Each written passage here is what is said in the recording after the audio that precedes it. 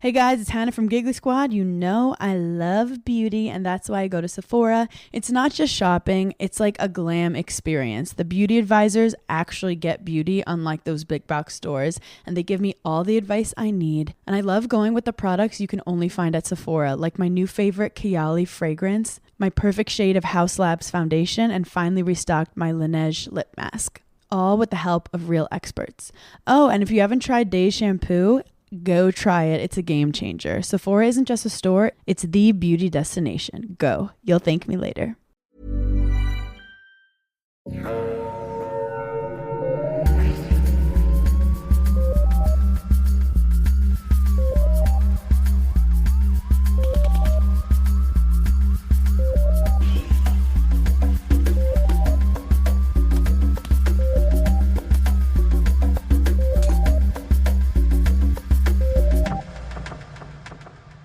Bonjour tout le monde, bienvenue à Un peu de crime dans ton café, le podcast où on jase de crime en prenant un bon café.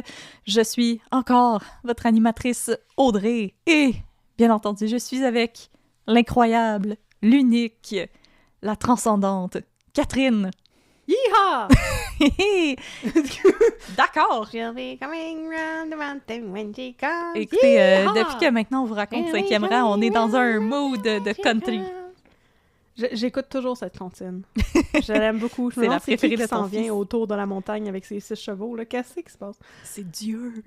Ah! Je sais dessus. Puis Dieu est une femme. Oui. C'est donc bien le fun. Ben là, God is a duh. woman. Ariana Grande l'avait dit. Ouais. Mhm. Alors, nous sommes à la deuxième partie de notre social experiment. C'est comme le Stanford Ouais. Prison Experiment, Exactement. mais il y a personne Avec moins qui de se fait violence. rentrer les affaires dans le péteux. Mais je voulais pas t'en parler, mais... Non! Ben non, on est correct. Ben non. Fait que- C'est correct de se rentrer des affaires dans le péteux aussi. Eh oui, Ben ouais. on l'a dit dans notre épisode, mon dernier épisode, que ça aide à voir la vie sous une nouvelle perspective. À boire du café sans cas. Ah! Alors, voilà, Ah. c'est la deuxième partie de ce social experiment qui est des épisodes un petit peu plus courts, splittés en deux. Comme- Speaking Span. Comme Oppenheimer a splitté l'atome, nous autres, on va splitter des épisodes de podcast. Christopher Nolan, il aurait dû splitter son film en deux. Oh! Qu'on voit jamais la deuxième partie. Oh! Parce que ça va être trop long pour rien! How dare you! How dare you! C'est tellement Je tiens à dire que Catherine puis moi, on a été le voir ensemble, Oppenheimer. long! Oh my god! Puis on a eu le même move qu'ils nous ont donné des pailles en carton pour nos liqueurs. Puis on a pensé à enlever les pailles de Oui. nos liqueurs entre chaque gorgée Oui, c'est ça! On l'a tiré au complet pour qu'elle sorte toute du verre. pour pas se ramasser avec de la pâte. C'est comme ça dure 3 heures, là. Faut qu'on se prépare, là. On est prête, on est prête. Ah, oh boy. Oui. Fait que nous sommes à la partie 2 du meurtre sordide de Isabelle Bolduc. Mais avant, comme d'habitude, nous allons vous recommander du café. Un café particulier. Un café particulier. Alors, le café qu'on vous recommande aujourd'hui, c'est le café Deadly Grounds. Oh non, le torréfacteur, c'est Deadly Grounds, pardon. Et le café, c'est Dark and Deadly. C'est un café qui nous a été offert par une charmante auditrice pendant notre crime de belle soirée qui a eu lieu en novembre dernier. Alors, merci infiniment, chère auditrice, pour ce cadeau dont nous nous régalons aujourd'hui. Alors, ça dit que c'est 100% gourmet Arabica coffee et ça dit que c'est coffee to die for. Et c'est un café avec une belle étiquette avec des petits pieds de cadavres. Des petits pieds de cadavres brûlés, puis un feu. Écoute, c'est évocateur le matin. Alors voilà, c'est ce qu'on est en train de boire. Et là, Catherine et moi, on ne s'entend pas. Mais vous savez que moi, Non. j'aime les cafés de torréfaction foncée et pas. Catherine, moi, je trouve que c'est vraiment un bon café qui a un goût vraiment de café bien torréfié, un peu comme dans les diners. Catherine n'est pas d'accord. Moi, je trouvais que ça goûtait un petit peu le vieux botch. Mais je dis ça avec beaucoup d'amour parce que hier, je l'ai testé d'une manière différente. Je l'ai fait infuser à froid. Et en le faisant infuser à froid, eh bien, tout le côté ça goûte la vieille nicotine a complètement disparu. Et là, ça goûtait juste comme le rôti. Oh. Mais le meilleur rôti. qu'on appelait aussi des toasts. Des toasts dans le temps. C'est une très bonne... Ça goûtait comme une très bonne rôtie. Une rôtie au cocoa. Fait que je pense que fallait juste que je trouve la bonne façon de le préparer. Mais les premières fois que j'ai goûté à ça, moi et mon chum, on était d'avis que ça goûtait un petit peu comme un cendrier.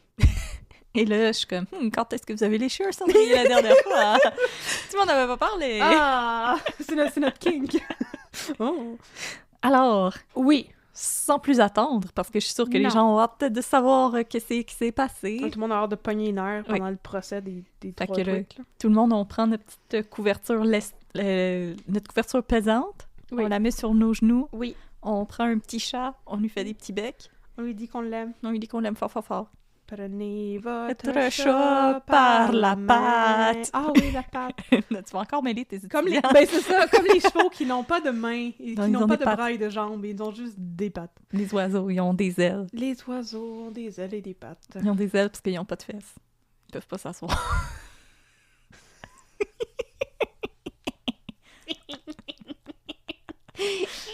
C'est vrai. Alors, je te Techniquement, passe c'est le vrai. micro. Oui, merci. Même si on a chacune un autre, je te passe quand même. Ah, merci, c'est gentil. Le micro.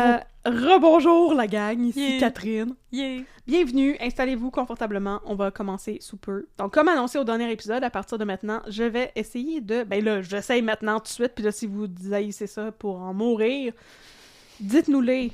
N'attentez pas à votre propre vie. On va arrêter de le faire, c'est correct, calmez-vous. Mais donc, j'ai décidé de scinder ce cas en deux pour vous offrir un épisode plus court et peut-être plus digeste, qui sait, mais toujours aussi pertinent. Qu'est-ce qu'il y a? C'est parfait. Ben, c'est parfait. Digeste, c'était cet adjectif qui me faisait bien Ben, rire. ça se digère plus facilement. Ben oui, miam, 45 minutes de Des crime plus à petites travers bouchées. la gorge que 2 heures. Donc, c'est ça l'idée derrière ça. Ben, donc, aujourd'hui, je vous offre la deuxième et dernière partie de l'histoire du meurtre d'Isabelle Bolduc. Allons-y. Mes sources sont les mêmes que la dernière fois, une pléthore d'articles de la Tribune.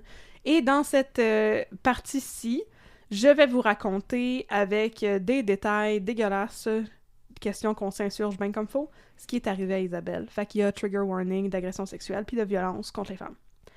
Il y a surtout beaucoup de pognage de nerfs. D'accord. Donc, quand nous nous sommes laissés la dernière fois, chers auditeurs et auditrices, la police de Sherbrooke venait de procéder à l'arrestation des 3 hommes supposément responsables du meurtre d'Isabelle Bolduc. C'était Marcel Blanchette, 49 ans, commandant. Jean-Paul Bainbridge, 25 ans, et Guy Labonté, 29 ans. Le premier a l'air de quelqu'un qui a vu trop de choses dans sa vie et dont le regard est complètement vide. Jean-Paul Bainbridge a l'air de Victor Krum qui fait du meth. Et Guy Labonté a une coupe longueuil. Et tu te douterais pas que, dans le fond, c'est possiblement un sale tueur. Un sale. Un sale. Les 2 derniers ont été livrés à la police par Blanchette, on s'en rappelle, qui n'avait pas tant de colonnes et qui a été très willing de livrer tout le monde à la police, qui était déjà en arrestation aussi, on s'en Parce qu'il rappelle. voulait avoir ses bros avec lui en dedans. On va voir comment que ça turn out pour eux autres, ça! Partez en dedans! Bon, fait que Marcel Blanchette était déjà en état d'arrestation pour l'enlèvement et l'agression sexuelle de la pauvre Manon Saint-Louis, la livreuse de médicaments du Family Prix. C'est là qu'on est rendu. Fait qu'après avoir livré les noms de ses complices à la police, Marshal Blanchette doit comparaître au palais de justice de Sherbrooke pour les chefs d'accusation concernant ce qui s'est passé avec Manon Saint-Louis. Fait que enlèvement, séquestration, agression, etc. En sortant du poste de police, Blanchette croise l'ancien chum d'Isabelle Bolduc, Jocelyn Simard. Et Jocelyn le reconnaît. Apparemment, les 2 hommes se sont déjà croisés à de nombreuses reprises dans un dépanneur alors qu'ils habitaient dans le même secteur. On apprend aussi que Blanchette y a été vue à de nombreuses reprises à l'Auberge Royale où travaillait Isabelle. En croisant le pauvre Jocelyn Simard, Blanchette lui a dit qu'il regrettait ses gestes. Il tremblote, Mange un char. il a les larmes aux yeux. Mange un char. Il est ensuite envoyé devant le juge où Fuck Blanchette est, selon les journaux, et je cite, visiblement dépassée par les événements. Et la petite parenthèse éditoriale, ça tombe bien parce que moi aussi j'avais les larmes aux yeux et j'étais visiblement dépassée par les événements quand j'ai lu les détails de ce qu'ils ont fait à Isabelle Bolduc. On va en parler plus tard. Entre-temps, on va aussi parler de Jean-Paul Bainbridge et Guy Labonté. Qui sont-ils? Quand Blanchette livre le nom de ses complices à la police, Peux-tu appeler un Uber pour mon chat pour qu'il vienne me rejoindre ici? Tu peux se le tenir dans tes bras. Tiens pas le mien, il va te griffer. Ouais, je sais, c'est pour ça que je connais pas le tien. Non, il est zéro réconfortant. Fait que quand Blanchette livre ses complices à la police est zéro surprise. Bainbridge et la Bonté sont déjà connus des autorités en raison de leurs antécédents très violents. Qu'est-ce qu'il faisait dehors, ce monde-là? En 1993, donc 3 ans auparavant, Bainbridge a été condamné à une peine de 30 mois de prison pour une agression sexuelle commise sur une petite fille de 13 ans. 30 mois. Lui en avait 22. 30 mois. 30 mois. C'est plus une claque mois. ses poignets que ça. 30 mois. En 1990 et 91, il avait aussi été condamné à 30 jours et à 3 mois, respectivement, de prison pour 2 affaires d'entrée par effraction et de menace de mort avec bris de probation. Fait que rendu à l'été 96, il a purgé sa peine et il a maintenant atteint sa libération totale. Guy Labonté, en revanche, il est encore en libération surveillée au moment du meurtre d'Isabelle Bolduc. Il n'est pas très surveillé. Il y a un lourd casier judiciaire pour violence, vol qualifié et entrée par effraction. Puis Labonté, contrairement à Marcel Blanchette, qui shake et pleure et essaie de faire pitié peut-être, ou est vraiment dépassé par la situation, on ne sait pas, on peut pas y prêter les intentions. Mais Labonté, lui, quand il comparaît devant le juge, il n'a pas l'air troublé pantoute de se retrouver dans les tribunaux. Comme s'il s'attendait à ce que ça arrive à un moment donné, tu sais. Oh, Mondays. Au contraire, il a un air défiant, arrogant et garde la tête haute, pour citer les journaux. Oh. Oui. Il y a un procès qui s'organise. En périphérie, il y a plein d'affaires qui sont en train de découler de la mort d'Isabelle Bolduc. Des affaires le fun, puis des affaires pas le... Ben, je veux dire, pas des affaires le fun, puis des affaires pas le fun, mais tu sais, il y a des affaires positives, avec des répercussions positives, et il y a des affaires étranges qui se passent. D'abord, il y a une résidente de Sherbrooke, Pierrette Michaud, qui est la propriétaire d'un club vidéo, qui lance une pétition suite à la mort d'Isabelle Bolduc pour faire rétablir la peine de mort au Canada. Non, madame, non. Selon elle, la société ne devrait pas avoir à gérer, et je cite, « des criminels irrécupérables qui vivent dans des prisons devenues des hôtels de luxe, qui plus est grâce aux fonds publics. » Non, non, madame, non. Voici sa pétition, je vais vous en lire le texte. Ah! Serez-vous la prochaine victime? Nous, femmes et hommes sains d'esprit, avec 2 P à esprit, parenthèse, esprit, exigeons suite au meurtre révoltant d'Isabelle Bolduc et du couple Beaulieu-Parent, dont je vous avais parlé, c'est le double homicide de Disraeli, par des maniaques plus que sadiques, que le gouvernement mette ses culottes une fois pour toutes et rétablisse la peine de mort. Nos prisons étant devenues des turbo-sadiques, nos prisons étant devenues des hôtels de luxe, nous ne pouvons continuer de payer pour dorloter de tels maniaques sans plus de conséquences pour eux que d'être privés de liberté pour un temps limité. As-tu récemment voyagé dans une prison, madame? La peine de mort est la seule justice pour ces criminels crapuleux. Citoyens et citoyennes, regroupons-nous afin que ces crapules qui ne peuvent accepter aucune règle de société soient condamnés à la mort. Non. Politiciens, la population en a plus qu'assez et exige que la peine capitale soit rétablie au plus tôt. Des citoyens et des citoyennes écœurés et révoltés du système judiciaire. C'est signé ça. Non, c'est pas la réponse. Il y avait une autre faute aussi que le journal n'a pas signalée. Œil pour œil, dent pour dent, j'y crois pas. Ouais, puis je pense qu'on devrait mettre aussi un quota sur la quantité de fois que tu peux répéter crapule, crapuleux, crapule, crapuleux dans un texte. Ouais, à un moment donné, il faut que tu switches pour ripou. T'es obligé. Tout ouais. croche. Mais donc, Pierrette Michaud, sa pétition, ça fait jaser beaucoup. Et elle parle, tu m'étonnes. Elle parle aux journaux. Elle affirme que l'idée de lancer cette pétition lui est venue après le double meurtre de Disraeli. Dans un rêve. C'est Dieu! Comme Twilight. Mais non, c'est après le double meurtre de Disraeli dont je vous ai parlé tantôt. Je cite encore Pierrette. « Je pensais à ce crime absolument horrible et je regardais l'accusé, injurié par des curieux, qui leur répondaient de ne pas l'achaler. Je me suis dit que la société ne pouvait tolérer ce genre de criminel maniaque, sadique, crapuleux, qui ne respecte pas les règles de société. » Fin de la citation. Ouais, tu te ris de moi parce que je suis trop intransigeant. Ouais, c'est ça, les crapuleux, les crapuleux, les crapuleux, les crapuleux. Hey. Elle a donc eu l'idée de lancer sa pétition. Les crapauds crapuleux. Les crapauds. Non, laisse les crapauds en dehors de ça! Les crapauds crapuleux et crapoutent. Ils n'ont rien fait, les crapauds! Donc, elle a donc eu l'idée de lancer sa pétition, j'imagine, en direct de son club vidéo. Et en une journée, elle a récolté 250 signatures. Elle l'a fait jouer sur les TV, là. Qui Peut-être, joue tout le temps des films d'Adam Sandler. Ah, peut-être! Puis là, elle est beaucoup sollicitée par les médias à cause de ça, puis elle se dit prête à télécopier sa pétition pour qu'elle puisse circuler aux 4 coins du Québec. Mais te l'envoyer par fax! Ah! Puis Pierrette dit aussi que cette pétition, elle la lance parce qu'elle pouvait ressentir chez ses clients, suite à la mort d'Isabelle, une volonté de vengeance. Justement, le journal publie le 16 juillet un vox pop sur la question de la peine de mort. En voici des highlights. À la question « A-t-on raison de relancer le débat de la peine de mort? » Oui. Premièrement, Jean Vocino, un vieux monsieur Dorford, répond « Absolument. J'ai toujours été en faveur de la peine de mort, surtout avec ce qui arrive. Je peux comprendre les personnes qui sont contre, mais jusque-là, ils n'ont rien prouvé. » Ce à quoi je demande, qu'ont-ils approuvé? Qu'avons-nous approuvé quand on est contre la peine de mort? OK. Après ça, il y avait aussi Gloria Sheda C'est de mal. Derby. C'est mal. Mal. Tuer des gens parce qu'ils ont fait des affaires pas fines, c'est C'est mal. mal. Bon, il y a aussi Gloria Sheda qui, à la même question, répond « Je crois que vous devriez avoir la peine de mort au Canada. Les personnes qui tuent parce qu'elles ont un problème mental doivent être placées en institution et bien gardées. Pour les tueurs d'enfants, pas de pardon. » Elle était pas un enfant. C'est l'enfant de quelqu'un, ben, mais je veux- je veux dire, oui. en termes d'âge. Ben, je veux dire, tout le monde est l'enfant de quelqu'un dans la vie, là. Oui, c'est- Sauf les On est clones tous- de Raël. On est tous des enfants de Dieu. On est tous des enfants de Dieu, mais aussi elle dit, OK, on devrait avoir la peine de mort. Les gens qui ont des problèmes, des gens qui ont des enjeux de santé mentale devraient être mis dans des institutions, mais ça, c'est pas la peine de mort. Mais on devrait tuer les tueurs d'enfants.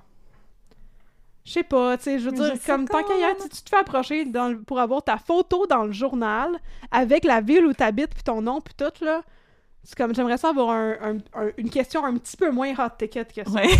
Fait que, et finalement, Guillaume Lessard-Savoie de Sherbrooke répond « Oui, plusieurs criminels savent qu'il n'y a pas de peine de mort. Alors ils passent 3-4 ans en prison, puis ils recommencent. Ils sont morts de rire. Ils ne se domptent jamais. » Fait que l'opinion populaire semble être à la violence en réponse à la violence. Ne vous inquiétez pas, il y avait aussi des opinions plus mitigées, peut-être raisonnables, on sait pas. En tout cas, Hugo Guerbavaz de Sherbrooke répond « C'est bien qu'on en parle. Il y a des arguments pour et des arguments contre. On peut se dire que la peine capitale coûterait moins cher à l'État, mais personnellement, je trouve qu'elle est immorale. Parle-moi de ça, une réponse nuancée. Hey! Et finalement, Bravo! Isabelle Doré de Sherbrooke répond « C'est bon que le débat soit rouvert parce qu'il y a tellement de cas de meurtre ces temps-ci. Je sais que dans certains États, la peine de mort est en vigueur, mais je ne sais pas s'il y a plus ou moins de violence. » Bonne question. Bonne question, madame. Pour le fun, je suis allée faire une petite recherche. Ah! Puis selon le US DOJ, le Department of Justice, Oh yeah! il n'y a Le Doge. aucune preuve que la peine de mort dissuade de commettre des crimes. Ah, tu m'étonnes! Ouais, c'est une étude qui date de... Attendez, je vais vous le dire, je l'ai dans mes notes. C'est une étude qui date de 2013. Oui, c'est ça. C'est une étude qui date de 2013. Puis la citation directe, c'est « There is no proof that the death penalty deters criminals. » Fait que, Isabelle, c'est une très bonne question. Et la réponse est... Non. Non. Mais aussi, les gens qui disent comment ça va coûter moins cher à l'État, c'est parce que c'est vraiment long être sur le death row. Oui. C'est un très long processus. C'est pas... Tu sais, je pense que c'est parce que les gens ils ont l'image comme du cinéma, puis le seul film à propos du death row qui me vient en tête, c'est Dancer in the Dark, qui est pas vraiment un bon exemple. Avec Björk? Oui, de Lars von Trier. Ouais. Ok, non, moi, je sais pas, je Ok. pensais à la ligne verte, mais ok. Et on death row pendant comme 2 minutes. Ouais. Puis la ligne verte, mais comme c'est un processus qui est très long, là. Il y a Oh, ouais. des gens que ça va faire 20 ans, là, qui sont on death row, puis qui attendent parce que c'est un long processus. Il peut y avoir plusieurs appels. C'est pas mieux. Non, c'est pas mieux. Puis, justement, Marcel Bolduc, on lui a posé la question parce que, je veux dire, le nom de sa fille, il est dans la pétition, tu sais. Puis lui, il était comme, non, moi, je suis pas pour la violence, pour régler la violence, parce que, tu sais, Elle va pas revenir. exécuter un innocent de trop, tu sais, un innocent, ce serait déjà un innocent de trop, tu sais. Fait que C'est ça. le risque, je l'ai très bien formulé, mais vous comprenez de quoi je parle. Je veux dire, le risque qu'on fasse erreur sur la personne, il y en a eu des erreurs judiciaires au Canada. Fait que c'est ça, le risque qu'on fasse erreur sur la personne puis qu'on exécute quelqu'un qui est pas coupable, ben ça, pour Marcel Bolduc, c'est plus important que les bénéfices qu'on pourrait en tirer. Bon, parle-moi de ça. Quelqu'un qui dit sa tête. Je l'aime, Marcel Bolduc, on va en reparler aussi. C'est cool. Fait que pendant ce temps-là, justement, j'avais dit, il y a des affaires le fun qui se sont passées puis des affaires pas le fun. Ben, la pétition, c'est comme dans la catégorie des affaires pas le fun OK. qui se passe. Mais c'était pas le fun. Mais l'affaire le fun, c'est Ok. que, drette, pour vrai, là, le jour même qu'ils ont appris qu'Isabelle était morte, son père a mis sur pied une fondation pour honorer sa fille, s'attaquer à la question des libérations conditionnelles et pour, je le cite, « sécuriser les femmes qui marchent dans la rue ». C'est la fondation Isabelle Bolduc. Ce qu'elle propose, c'est de travailler en collaboration avec le CALAC, qui est le Centre d'aide et de lutte contre les agressions à caractère sexuel, et de mettre sur pied un comité de surveillance civile au sein de la Commission des libérations conditionnelles, ce qu'ils vont éventuellement réussir à faire pour vrai. Ah! Au nom de sa fondation, Marcel Bolduc contacte Pierrette Michaud pour qu'elle cesse de faire circuler sa pétition, parce que lui, il est contre la peine de mort. Puis, je mets-moi pas des mots dans la bouche, madame. Non, c'est ça. Puis là, Pierrette Michaud a dit non. Puis là, Marcel Bolduc, il pose la question dans les journaux, puis il dit c'est pas en créant une justice en parallèle qu'on va venir à bout du problème.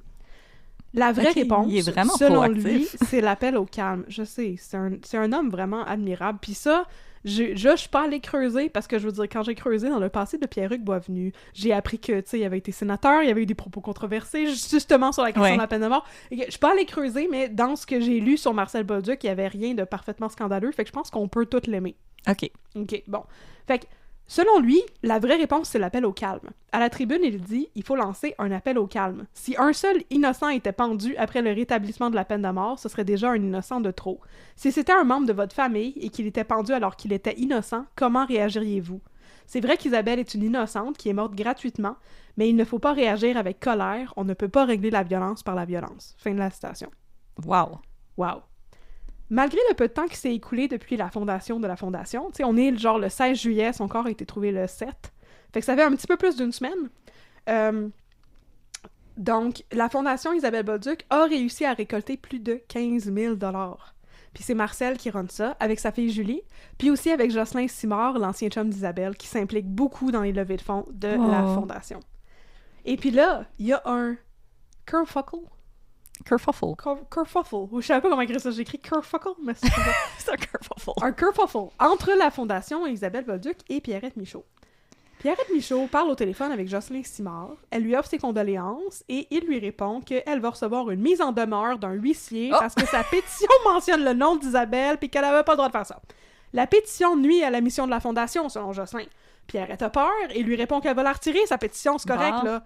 J'ai Et compris. puis là, on est dans un classique he said, she said, parce que les journaux vont voir Jocelyn Simard, puis Jocelyn Simard est comme non, c'est pas ça qui s'est passé pantoute.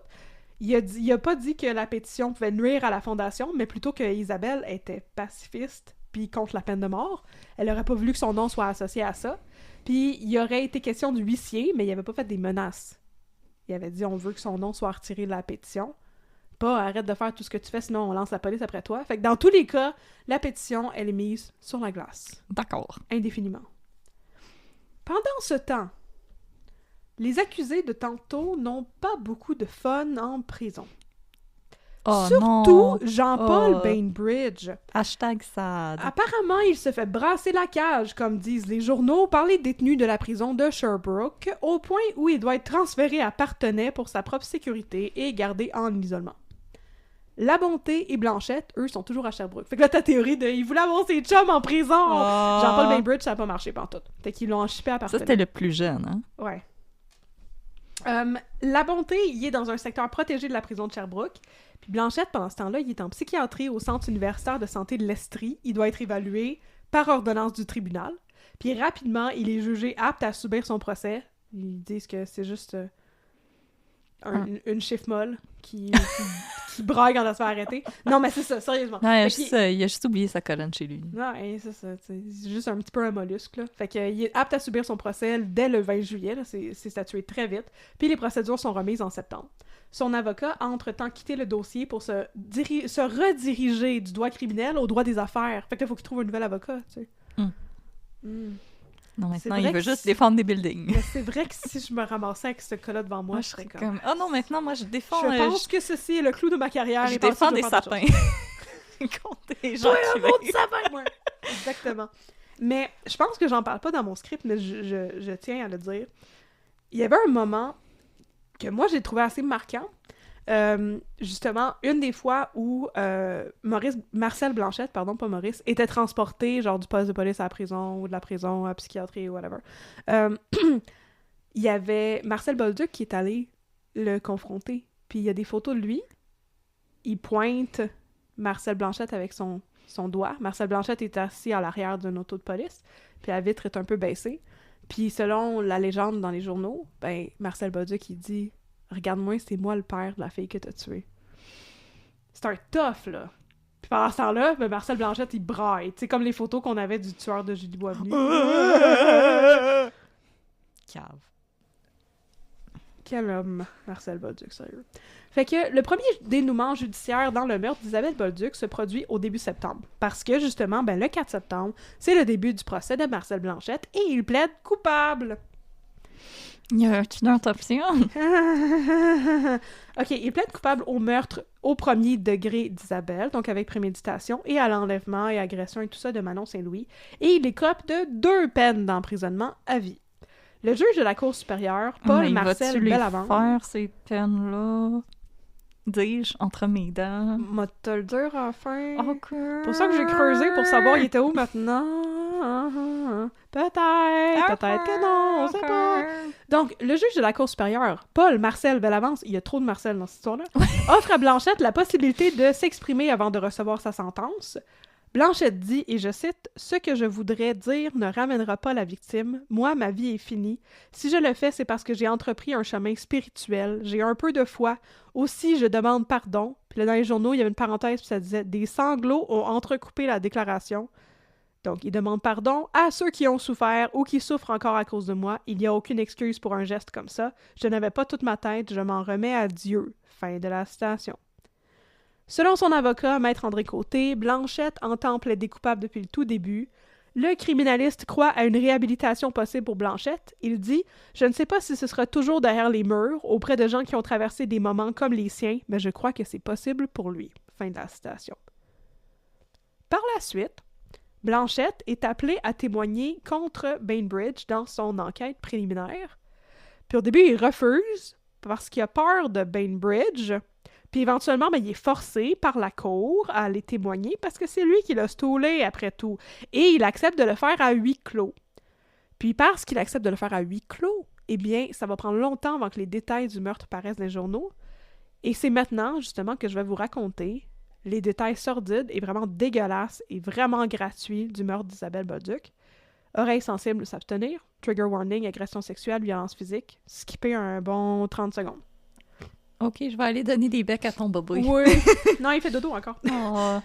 OK. En sortant du Fleury-Bar, au petit matin du 30 juin, Isabelle a été accostée par Jean-Paul Bainbridge et Guy Labonté. Jean-Paul Bainbridge avait consommé de la drogue et de l'alcool, puis il était à la recherche d'autres drogues et surtout d'une fille à la demande de Marcel Blanchette. Bainbridge a forcé Isabelle à entrer dans sa voiture et l'a emmenée à l'appartement de Marcel Blanchette. Elle a été séquestrée là pendant environ 18 heures, durant lesquelles elle est agressée sexuellement à plusieurs reprises par Blanchette et Bainbridge. Et à la fin de sa captivité, les 2 hommes disent à Isabelle qu'ils vont la reconduire.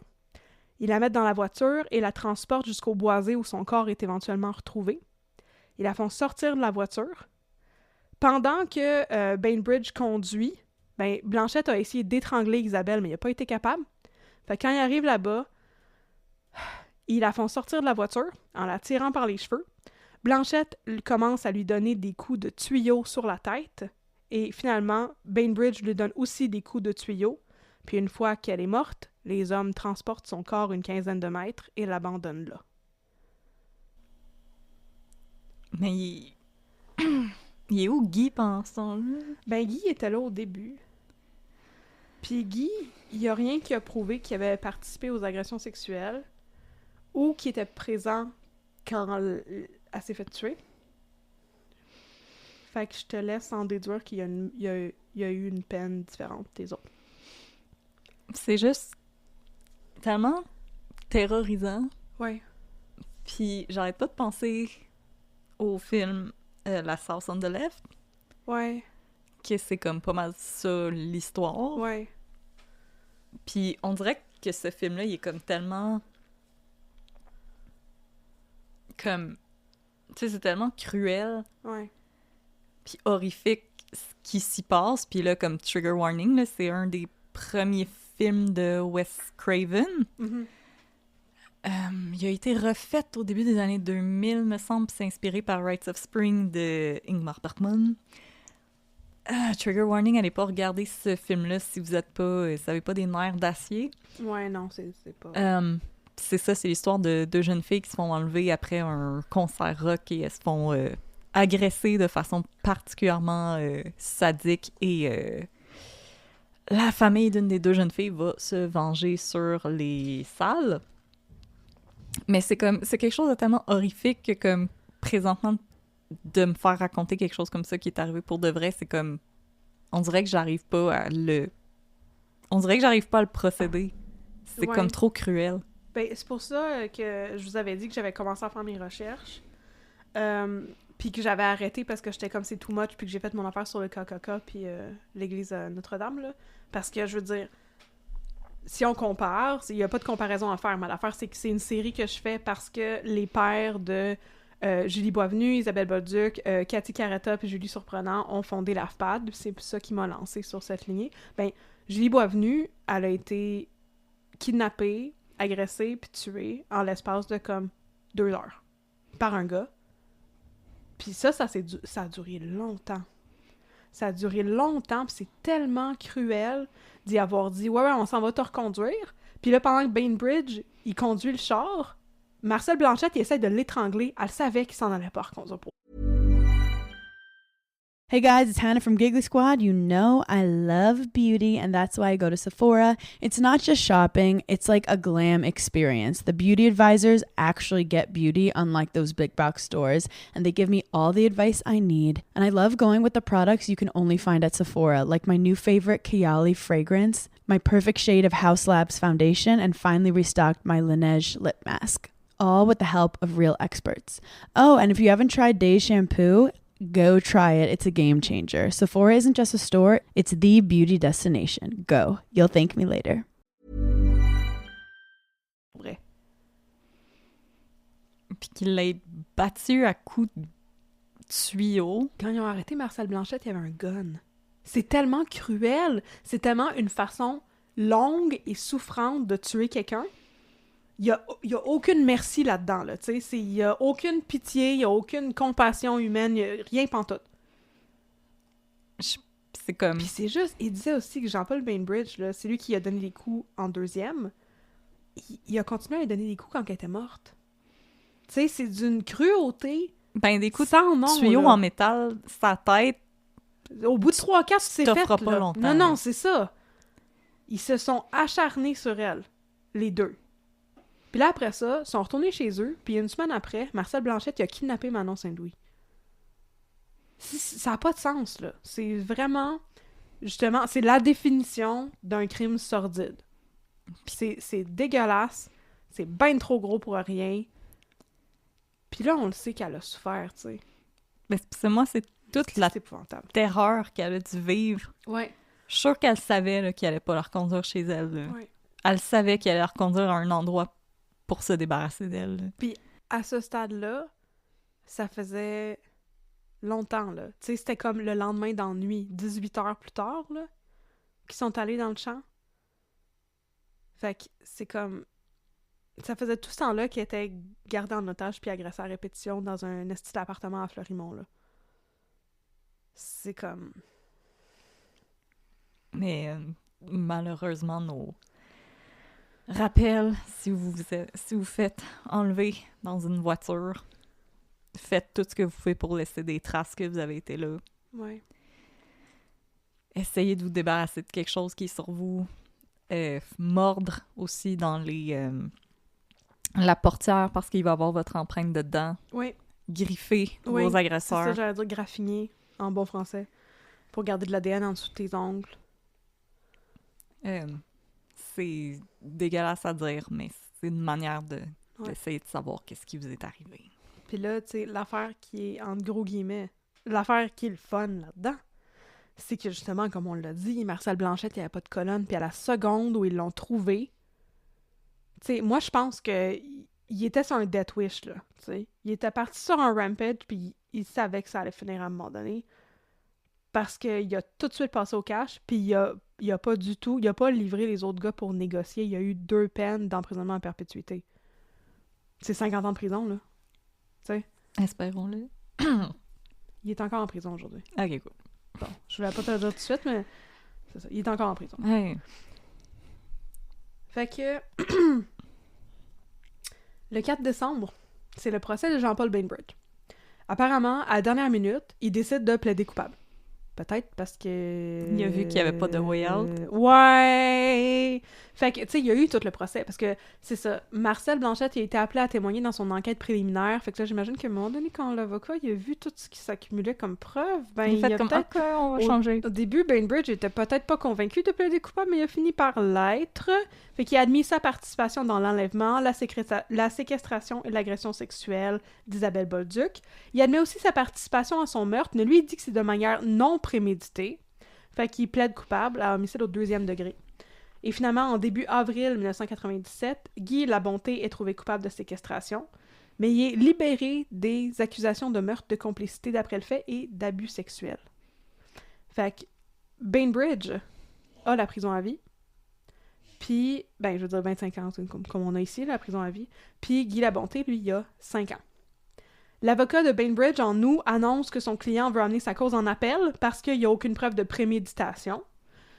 Il pense qu'il n'a pas gagné parce que j'ai trouvé Mais il a plaidé aucune coupable à trace de ça. 2e degré. Ouais. Pourquoi tu veux recommencer? I don't know, mais je pense que ça aboutit à rien parce que ben, j'ai trouvé aucune trace de ça dans les journaux par la suite, puis lui aussi est encore en prison. Good. Alors, Guy Labonté demande sa libération conditionnelle en septembre 2000 et c'est refusé. Il est libéré de prison en mai 2002, à la fin de sa sentence. Entre 2002 et 2007, il est arrêté à 4 reprises pour des actes violents, mais apparemment jamais condamné, jusqu'à ce qu'il fasse des menaces de mort à une pauvre employée de la ville de Thetford Mines, ce qui lui mérite une peine de prison de 7 mois. Ensuite, quand il est ressorti de prison, il s'est fait pogner dans un drug bust en 2010, il a refait de la prison.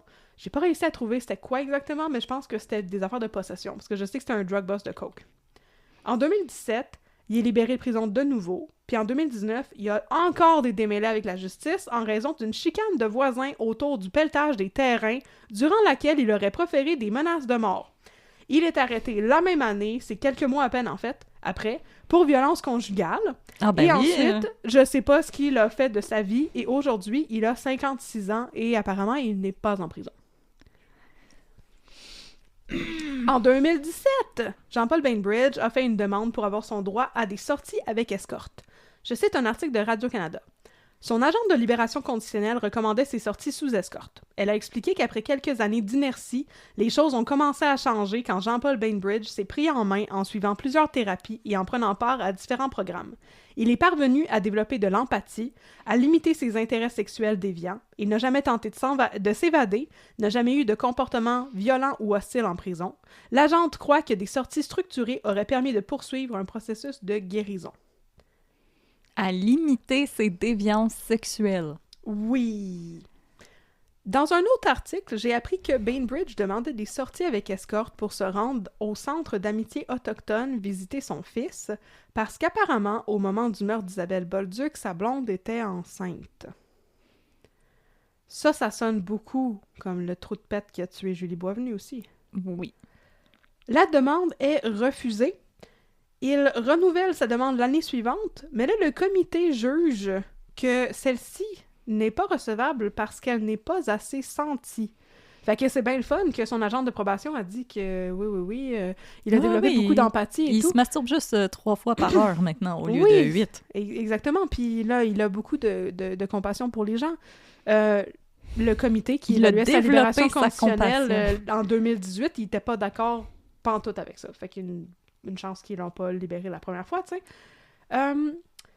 C'est ça. Le comité juge que sa demande n'est pas assez sentie et que même s'il a fait des progrès, il demeure incapable de dire d'où vient sa criminalité. Et à cause de ça, ben, son risque de récidive est accru.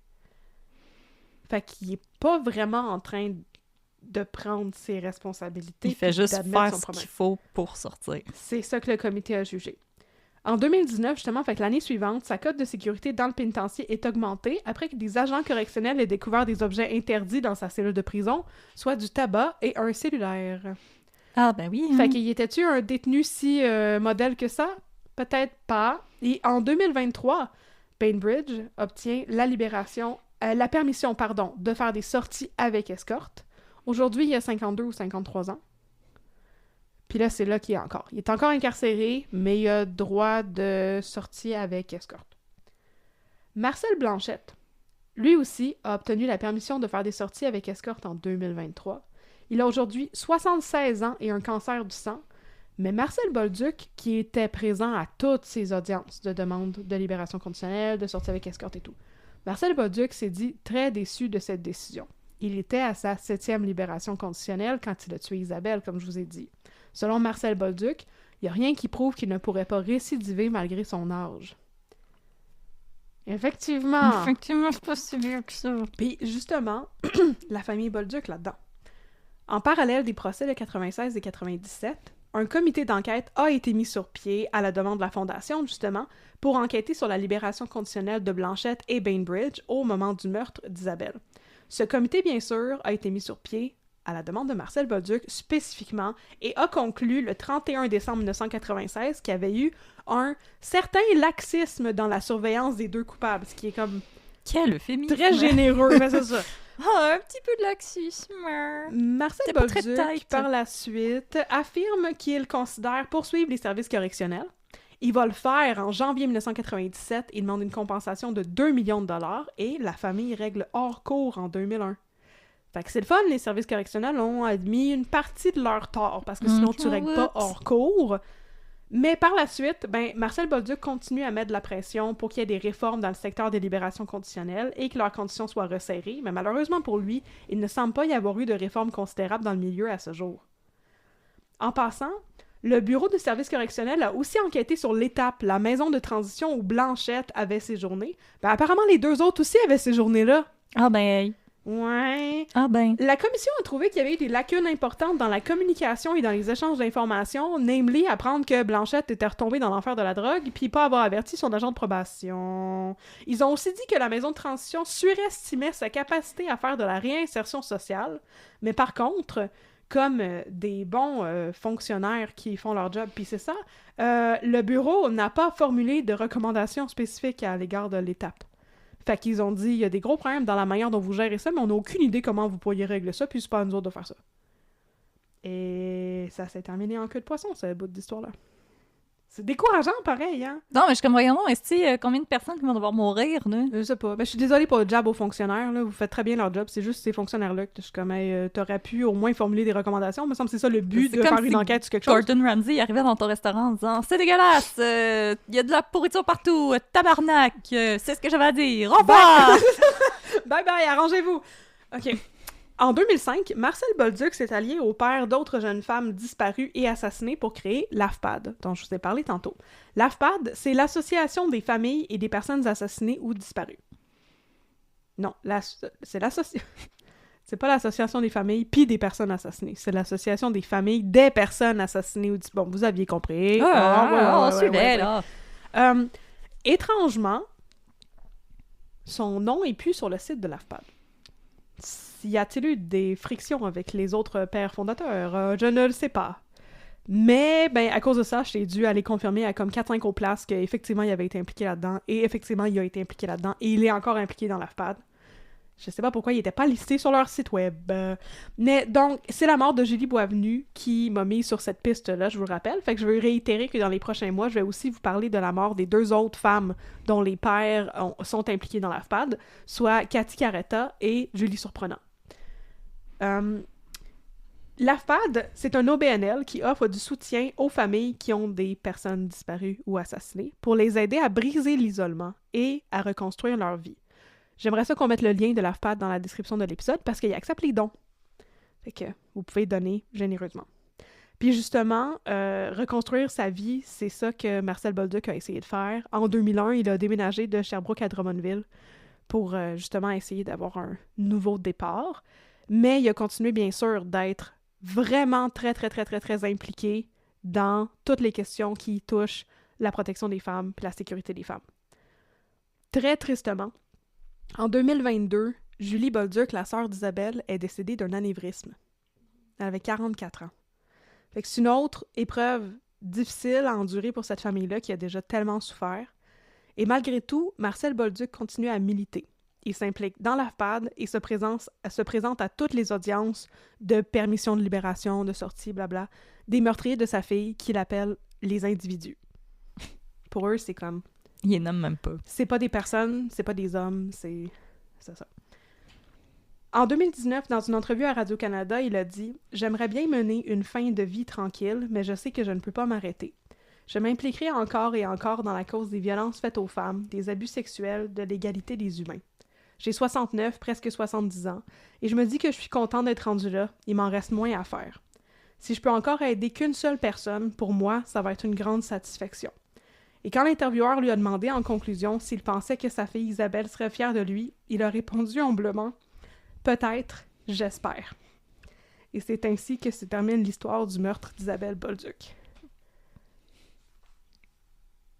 Moi, je pense que oui. Oui. Moi, je pense qu'Isabelle, elle serait vraiment fière de vous, Monsieur Bolduc. En tout cas, nous, on est fiers de Ben, vous. moi, ça m'a brisé le cœur de... J'étais comment? Je me demande ce qu'il a fait par la suite, Marcel Bolduc, puis je suis tombée sur cet article, puis j'ai pleuré tout le long, là, c'est vraiment triste. Il s'est impliqué dans plein d'affaires, puis il y avait aussi une autre question... pendant une des audiences de... Ça, c'est un peu plus controversé, mais je veux dire, je comprends son argument à lui.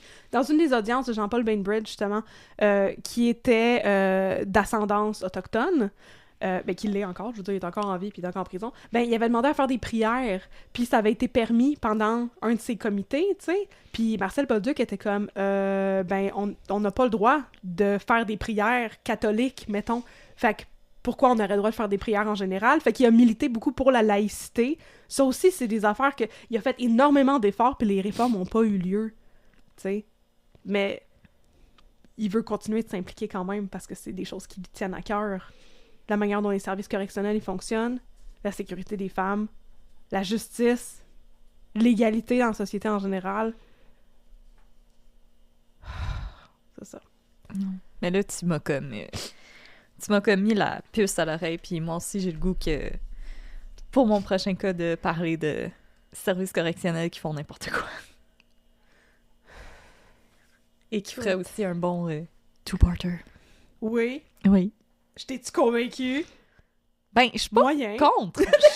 Je suis pas contre. Je suis juste comme... Il y a certains cas que je suis un peu comme... je sais pas à quel point que ça pourrait s'adapter à ce format-là, mais tu sais, je suis pas contre d'essayer ça. Je suis très open, moi. Mais c'est Amour parfait. libre. Mais regarde, on verra ce que les gens disent. Oui, puis on va voir quand ce que- le peuple va avoir parlé, on verra. Ce que nos auditoristes vont dire. Oui. Alors, merci, chers auditoristes, d'avoir été avec nous. Aujourd'hui, on espère que ça vous a plu. Intéressé. Intéressé. Et vous avez trouvé ça pertinent et digeste. Voilà. Je sais comme pas quel adjectif utiliser. On espère que vous avez trouvé ça intéressant. Voilà, c'est bon ça. Ah, c'est ça. On va aller avec ça. Ouais. Alors, si vous voulez en savoir plus sur nous, nous sommes sur les réseaux sociaux. Nous sommes sur Facebook, @unpeudecrime, sur Instagram, @unpeudecrime dans ton café. Nous avons un Patreon si vous aimeriez nous soutenir sur le plan financier. Il y a différents tiers pour lesquels vous pouvez vous abonner, qui ont chacun leurs avantages. Et sachez que quand vous êtes sur Patreon, peu importe le tiers auquel vous vous abonnez, vous avez accès à nos épisodes sans les pauses publicitaires. Nous allons saluer nos nouveaux Patreons. Alors, merci Marianne V. Merci. Je m'excuse de la prononciation. Maïwen M. Merci. J'espère que c'est ça. Merci Lydia Fleury. Ah, merci Delphine. Ça, je suis capable de le prononcer. Merci Mélanie Olsen. Et merci Ariel F. Paquette. Alors, on espère Merci que beaucoup. vous aimez vos nouveaux avantages sociaux. Oui. Et n'oubliez pas de venir nous rejoindre sur Discord. Toutes vos assurances. Oui, puis, c'est fun, vous ouais, avez des nouvelles lunettes. L'assurance chômage, tout Hey, ça. c'est beau, tout ça. ça qu'on offre sur Patreon, c'est bizarre. Exactement. Le Patreon du gouvernement du Québec. Tu t'abonnes à 5$ par mois pour avoir plus d'avantages sociaux. Arrête, les États-Unis seraient tellement l'argent Patreon des services de santé. Ben, écoute, c'est quasiment ça qu'ils ont avec les compagnies d'assurance. Exactement. Voilà. Alors, aussi, si vous êtes sur Patreon, nous vous saluons parce que vous êtes vraiment chouette à discuter avec et on vous aime beaucoup et on pense à vous. Je veux dire, vous êtes chouette et chouette. Mais non, cet adjectif nous Vous êtes chou et chouette. Vous êtes chou et chouette. Alors, sur ce, Oui. on vous dit Adieu! à la semaine prochaine. À dans 2... Oui, à la semaine prochaine, vu que moi, les 2 miens vont être collés. C'est ça. Fait que vous êtes chanceux, parce que là, vous avez comme Ah. 3 semaines Ah. d'affilée de crime. Vous êtes Ah. gâtés, OK. Ah.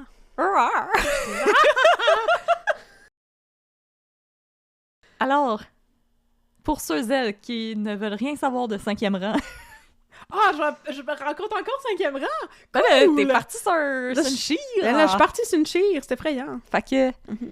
ceux qui ne veulent pas écouter des histoires de fermiers, Ouais. on vous dit adios.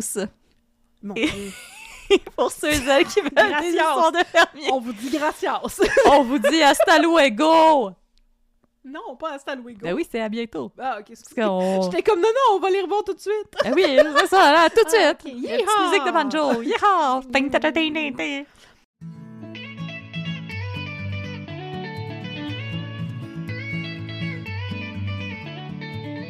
Fait que, aujourd'hui, Ouais. on va te compter Ouais. un petit peu des réponses de qu'est-ce qui est arrivé à Jean-Guy Bob, le père de Siffleux, Oh, qui wow. est mort dans la soie à cochon.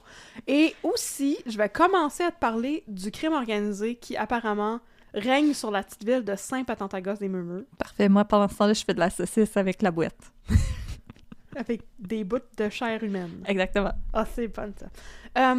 Donc, éventuellement, la police, pas mal incompétente du coin, La police au singulier. c'est une police. Ouais. Oui. Au Hey, j'ai même singulier. pas chanté Bonjour la police Hey, t'étais pas obligé. dans notre autre épisode. Je sais, mais après ça, je l'avais dans la tête. Fait que j'ai passé comme une grosse journée à juste écouter comme Bonjour la police, puis Arrête de boire, puis I want to pong. Puis ça rend rap. C'est à peu près ça. Puis après ça, je me tannais d'écouter du RBO, puis Ah. j'allais faire d'autres choses. Puis là, ton comme fils, une heure était après, comme, j'étais comme... partout. Ouais, passe partout. Fait que, oui. Passe mon temps, les papillons. J'ai aussi appris que je connaissais pas les paroles de la chanson des légumes grâce aux gens sur Patreon. Fait que... ben oui, mais là, je suis comme...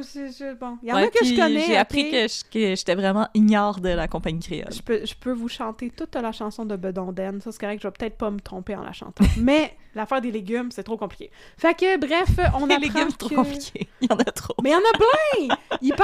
Il parle des patates, puis des carottes, puis les navets, puis la laitue, puis les tomates, puis les poivrons, puis je veux dire, il y en a plein. Puis les pommes de terre. Non, mais c'est ça. Il y en a tout plein qui nomment dans la tonne, là. C'est super long. Fait que, bref. En tout cas, c'était pas de ça que je parlais pantoute. Je parlais de la mafia qui run 5 Ouais. murmures. Puis la police, la police au singulier, qui finit par réaliser que réaliser est un anglicisme. Mhm. Puis ils passent une couple de jours à juste regarder le site de la vitrine linguistique. Ils sont comme... Puis là, Non. se faire shame par le site de la vitrine. Voilà. Mais là, non, ils finissent par s'apercevoir que Jean-Guy Bob... Il ben- s'appelle-tu Jean-Guy Bob ou c'est toi qui s'amuse? Non, il s'appelle pas Jean-Guy Bob. Ok, attends, on va trouver son nom. Tu peux continuer de l'appeler Jean-Guy Bob, je sais juste que ça, c'est pas Ben, c'est le nom que j'ai trouvé pour lui. C'est comme Marie Gatpoche. Bon, fait que... tiens, on va trouver son nom, mais je vais continuer à parler en même temps. Donc, D'accord. Jean-Guy Bob, on a Multitask. appris qu'il avait des liens avec le crime organisé. Oh my god. Et il me semble que c'était des affaires de trafic de drogue. Fait qu'il y avait comme un Il sideline cachait de la drogue dans ses trafic- corons. Non, il cachait de la drogue dans ses camps de chasse Oh! où il allait faire le party avec son ami. Mais là, apparemment, François Papineau, il était pas au courant qu'il y Ah. avait tout ça qui se passait. C'est juste... Mon Dieu, j'ignorais la présence de toute cette cocaïne. ouais, je n'étais pas au courant de toute la cocaïne cachée en dessous du tapis dans notre plan. Ah, c'est pour ça que le tapis a cette forme-là. Ah, ben oui, je comprends. Bon, là, je trouve pas sa photo vite vite. Ah, il s'appelait Guy!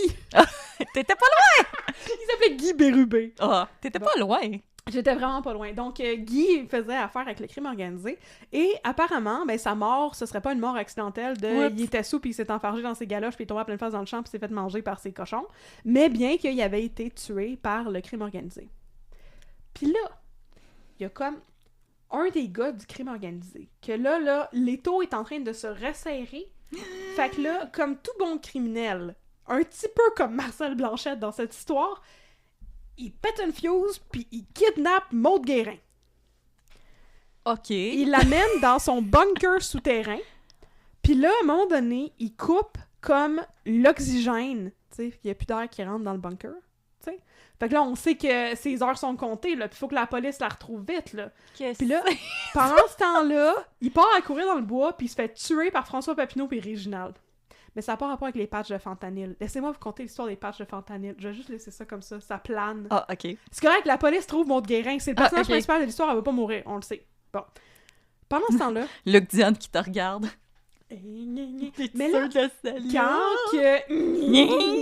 quand que la police commence à enquêter du côté du crime organisé, là, tout à coup, il y a comme un gars lié au crime organisé qui est retrouvé dans un char, puis il est mort, puis il y a comme genre 45 patchs de fentanyl dans le dos. Puis c'est comme, Oh! Je me demande ce qui s'est passé. C'est une nouvelle forme de thérapie. Est-ce que c'est une overdose accidentelle de 45 patchs de fentanyl dans le dos? Mais ça m'arrive si souvent de faire comme la une madame erreur qui de oubliait dosage. ses verres de contact dans le stade. Il oubliait qu'il y avait déjà un patch de fentanyl. Il avait oublié, puis il en mettait un autre. Puis après ça, il a oublié, puis il en mettait un autre. Mais tu te rendrais pas à 45, tu mourrais bien avant ça. Ouais. Fait qu'en tout cas, là, quand ils réalisent ça, ils sont comme, mais d'où ça vient cette fentanyl? On est à 5 clin des murmures. Qu'est-ce qui se passe?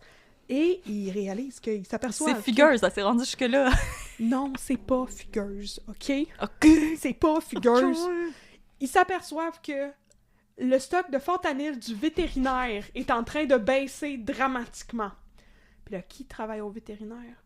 Kim, la fille de Guy, qui a possiblement été tuée par le crime organisé. Est-ce qu'elle a volé du fentanyl pour tuer quelqu'un du crime organisé? Ah! La réponse est, je m'en rappelle pas.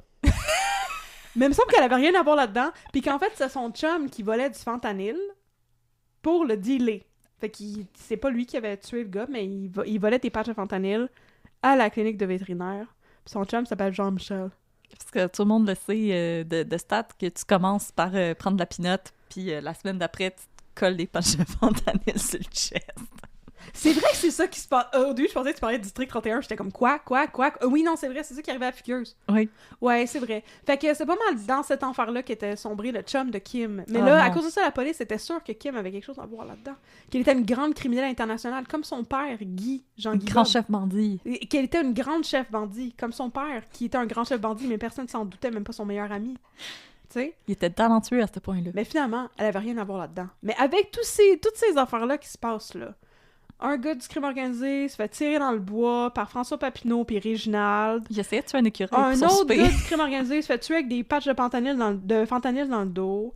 Là, le crime organisé débarque en ville. Puis le crime organisé, c'est des Italiens Of course. qui sont tous interprétés par des comédiens qui sont pas italiens pantoute.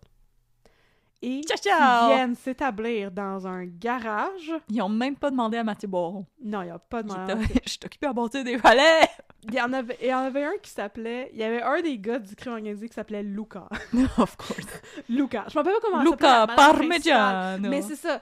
C'est le crime organisé, ils font une offre à un autre personnage random qui est le chum de Sonia Vachon. Sonia Vachon aussi est dans l'émission. Ah ben oui. C'est la sœur à François Papineau. Of course. Son chum, il a un garage. Puis là, le crime organisé veut acheter son garage pour avoir une business, tu sais, d'où pouvoir opérer Oui. dans la ville, à Saint-Clinclin des Murmures. Oh oui, on est parti de l'Italie pour s'ouvrir un garage. Ah, c'est vraiment legit. À Saint-Clinclin des Murmures. C'est ça, c'est vraiment beau. Ça me fait penser à Milano. Alors, la mafia est officiellement arrivée en ville. Et là, Maud Guérin, pendant ce temps-là, dit « Je m'en sacre que mon mari dealait avec le crime organisé. Je ne veux rien savoir. Du crime organisé. I don't want to know anything. » Non. I don't want to pogne. Non, I don't want to pogne. OK? Puis, malgré elle va se retrouver avec un bras dans le tordeur. Puis je vais peut-être vous conter ça la prochaine fois si j'oublie pas. Yeehaw! Yeehaw! C'est pas pire jusqu'à là, t'aimes-tu ça, 5e rang? Ouais, je suis malade. C'est malade. Tu m'as fait regarder quoi, 2 épisodes? Non, ça c'est genre 3 saisons, là. La fin de son kidnapping, Non, mais à un moment donné, je suis venue ici, puis tu m'as fait regarder comme 2 épisodes. Ouais, je t'en ai fait regarder. Mais c'est ça, là, je t'ai résumé des affaires qui se passent sur comme 3 saisons différentes, puis... Mais j'ai l'impression que comme... C'était comme... Aussi, l'affaire du gars qui avait kidnappé Maud Guérin, ben, je me rappelle qu'il y avait comme quelqu'un qui finissait par comme le kidnapper. Il me semble que c'était genre ses filles qui le kidnappaient. Puis là, il finissait par se faire tuer. Puis là, à cause de ça, ben, la mafia était comme « Oh my God! Maud Guérin a kidnappé un de nos gars, puis elle l'a torturé. Pour qui est-ce qu'elle se prend, elle? Pour une mafiosa? » Mais il y a déjà une madame mafiosa, fait qu'elle se sent menacée. Fait que là, c'est comme ça que Maud Guérin se ramasse le bras dans le tordeur. Mais c'était elle qui s'était fait kidnapper puis emmener dans un bunker souterrain. Fait que comme, qu'est-ce qui se passait? En tout cas, Ouf, ouf. J'ai l'impression que quand toi puis moi, on raconte des téléromans, on les oversell. Puis là, les gens, ils regardent, ils sont comme, c'est pas aussi divertissant. Ben, c'est parce que je viens de te compter en genre 3 minutes ce qui se passe en 3 saisons, là. Fait C'est que malade. j'ai skippé toutes les scènes où il se passait rien d'intéressant. Puis à travers tout ça, la chose dont tout le monde se sacre, puis que tout le long, je me demandais pourquoi c'est dans l'émission, ça. Il y a tout un plotline de meurtrier en série. Des années 80 Ouais, non. qui aurait possiblement tué la mère originale. Puis ça spanne genre 4 saisons. C'est complètement insane comme émission. Je sais pas c'est qui a écrit ça, là, mais en tout cas, il en filme du bon. La laitue de Lucifer. Tout mon respect. Fait que sur ce, chers auditeurs, yeehaw! Yeehaw!